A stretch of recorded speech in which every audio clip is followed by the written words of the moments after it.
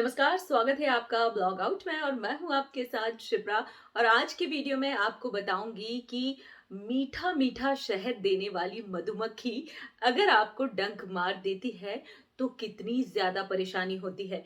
देखिए, जब कोई चीज हमें पाना होती है तो हम उसे पा लेते हैं। आपने देखा होगा मधुमक्खी के शहद का छत्ता कहीं लगा है, मन तो बहुत करता है कि जाए और उसे तोड़ ले, लेकिन उस पर बैठी हुई मधुमक्खी का जो डर होता है वो हर किसी को लगता है कि कहीं मधुमक्खी काट ना ले। इसके बावजूद भी कई बार क्या होता है, घर के टेरेस पे कभी मधुमक्खी का छत्ता लग जाना या किसी प्लांट्स पे मधुमक्खी का छत्ता लग जाना, घर के दरवाजे पर मधुमक्खी का छत्ता लग जाना। उसे फिर अगर हम तोड़ते हैं तो कई बार क्या होता है, मधुमक्खी हमें काट लेती है।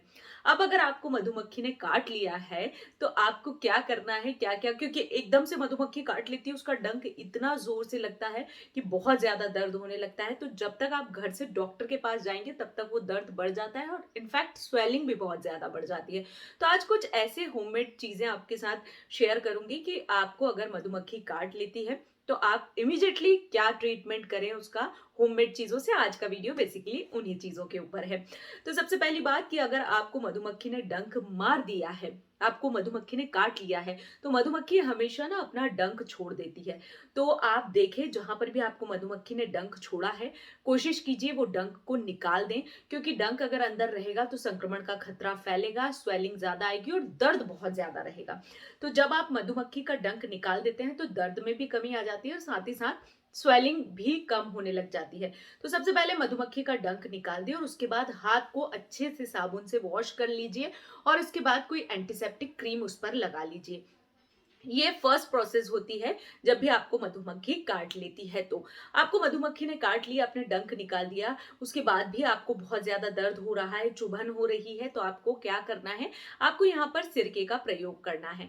आपने घर में चाइनीज फूड में तो अधिकतर सिरके का प्रयोग करते ही हैं, लेकिन अगर मधुमक्खी का डंक काट लेता है, मधुमक्खी डंक छोड़ देती है, तो यहाँ पर भी सिरके का अगर आप इस्तेमाल करते हैं तो ये स्वेलिंग को आने से रोकता है, साथ ही साथ आपके दर्द में भी राहत देता है।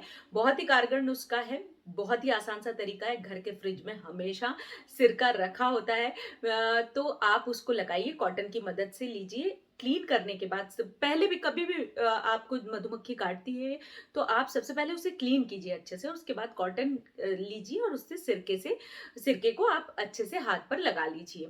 इससे क्या होगा, आपकी सूजन कम होगी, रेडनेस कम होगी और खुजली, कई बार ना मधुमक्खी के काटने के बाद ईचिंग बहुत ज्यादा होने लग जाती है, तो वो खुजली में भी आपको राहत देता है।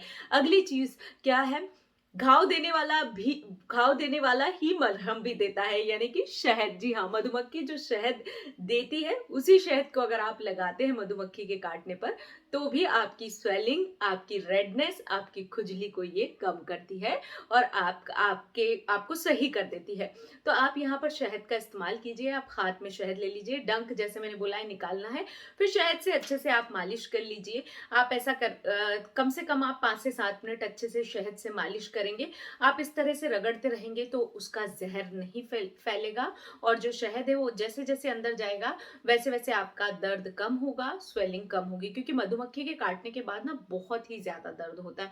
खास तौर पर अगर ये बच्चों को काट लेती है तो असहनीय दर्द होता है और कई बार तो ये बहुत ज्यादा डेंजर भी हो जाता है। अगर बहुत सारी मधुमक्खी एक साथ काट लेती है तो फिर तो आपको हॉस्पिटल जाने की जरूरत होती है, क्योंकि इतना सारा मधुमक्खी ने अगर आपको काट लिया है, स्वेलिंग आ गई है, तो कई बार ये बहुत ज्यादा संक्रमण फैला देता है और कई बार आपने सुना होगा कि इससे मौत भी हो जाती है। तो ये जो मैं बता रही हूँ आज, वो नुस्खे उन लोगों के लिए जिन्हें एक आध मधुमक्खी काटती है, जिनका हम हॉस्पिटल नहीं पहुंच पा रहे हैं, तो पहले इलाज करने वाली चीजें आपके साथ शेयर कर रही हूँ। अगली चीज क्या है, अगली चीज है कि जहां पर भी आपको मधुमक्खी ने काटा है उसका डंक निकाल दें और डंक वाली जगह पर ही चूना लगा लें। चूना भी बहुत ही जल्दी आपको दर्द में राहत देगा, साथ ही साथ स्वेलिंग को कम करता है और आपको जैसे उसके द्वारा हो रहा संक्रमण होने से रोकता है। तो चूना, जहां पर भी आपको मधुमक्खी ने डंक मारा है, चूना आप वहां पर लगा लीजिए, तो मधुमक्खी का जो डंक है, उसका जो जहर है, उसका असर खत्म हो जाएगा। अगली चीज, व्हाइट पेस्ट का भी, आप टूथपेस्ट का भी इस्तेमाल कर सकते हैं, वो भी ठंडक पहुंचाता है, साथ ही साथ मधुमक्खी के काटे हुए पर बहुत ज्यादा असर दिखाता है, स्वेलिंग को कम करता है और सबसे पहले दर्द में राहत देता है। कभी भी दर्द होता है, आपने देखा जलन जैसी महसूस होती है, ऊपर से इचिंग होती है, ऐसा लगता है बिल्कुल आग लग गई हो। तो आप ना पेस्ट जब भी लगाएँगे तो ये बहुत ही जल्दी ठंडक प्रदान करेगा आपको जिस भी जगह आपको मधुमक्खी ने काटा है, तो आप व्हाइट पेस्ट का इस्तेमाल कीजिए। व्हाइट पेस्ट बहुत ही ज़्यादा कारगर होता है। अगली चीज़ क्या है? अगली चीज़ के बारे में बात करते हैं। चींटी और मधुमक्खी काट लेती है, उसके बाद स्वेलिंग आ जाती है, तो सबसे पहले आप क्या कीजिए, बर्फ को अच्छे से रगड़ लीजिए। बर्फ भी स्वेलिंग को कम करता है, साथ ही साथ दर्द में राहत देता है। तो आप अच्छे से वॉश करने के बाद बहुत देर तक आप बर्फ को रगड़ते रहिए। अगर आपने सारे ट्रीटमेंट कर लिए उसके बाद भी स्वेलिंग नहीं उतर रही है, तो आप बर्फ को रगड़िए, बर्फ से सिकाई कीजिए, स्वेलिंग आपकी जल्दी उतर जाएगी और आपको बहुत ही जल्द राहत मिलेगी। इसके अलावा बेकिंग सोडा भी बहुत ही अच्छा इस मधुमक्खी के कांटे में कारगर उपाय है। तो बेकिंग सोडे को आप ले लीजिए। आप चाहे तो इसका गाढ़ा पेस्ट बना लीजिए, पानी में इसको ले लीजिए और पेस्ट बनाकर आप जहां पर भी मधुमक्खी ने आपको काटा है उसके आसपास अच्छे से इसे लगा लीजिए। इसको लगाने के बाद आप देखेंगे कि आपकी जो स्वेलिंग है वो कम हो गई है, दर्द में भी आपको काफी ज्यादा राहत मिली है। अगली चीज क्या है? अगली चीज बहुत ही पुराना नुस्खा है और बहुत ही कारगर नुस्खा है।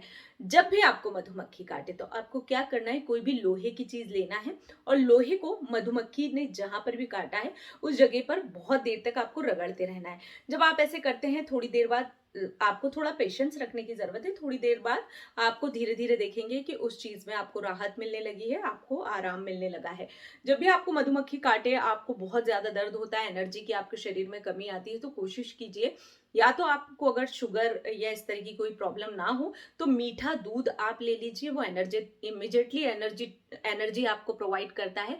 मतलब कई बार दर्द के कारण ना इंसान को चक्कर आने लग जाते हैं, तो इस कंडीशन में आप ना ठंडा और मीठा दूध पीजिए, ये आपको काफी हेल्प करेगा। इसके अलावा आप ग्लूकोज ले सकते हैं। आप ठंडी ठंडी जैसे कोल्ड ड्रिंक हो गई या ठंडी चीज पी सकते हैं, जिससे आपको काफी ज्यादा राहत मिलेगी। उम्मीद करती हूँ कि आज का वीडियो आपको पसंद आया होगा। वीडियो पसंद आया तो वीडियो को लाइक करना। कल फिर नए टॉपिक के साथ हाजिर हो जाऊंगी, तब तक के लिए मुझे दीजिए इजाजत। नमस्कार।